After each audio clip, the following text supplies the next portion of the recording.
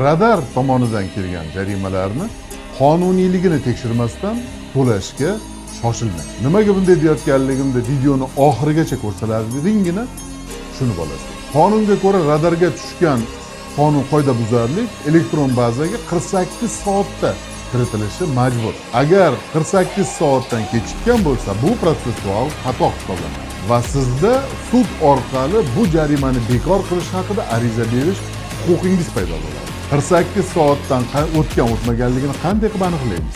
Buning uchun Road 24 yoki Safe Road ilovasi orqali qarorni yuklab olasiz. Yuklab olingan qarorda esa sodir etilgan vaqt va kun aniq belgilangan bo'ladi.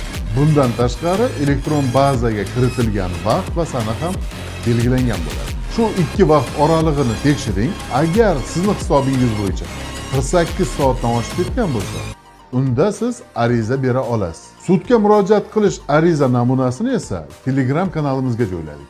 Juda zarur holatlarda siz uni topolmasligingiz mumkin. Shuning uchun hoziroq o'tib, uni o'zingizni telefoningizga saqlab qo'ying. Telegram kanalimizga o'tib olish uchun izohlarda radar so'zini yozib qoldiring va Directga o'tib tekshirish esa yodingizdan ko'tarilmasin.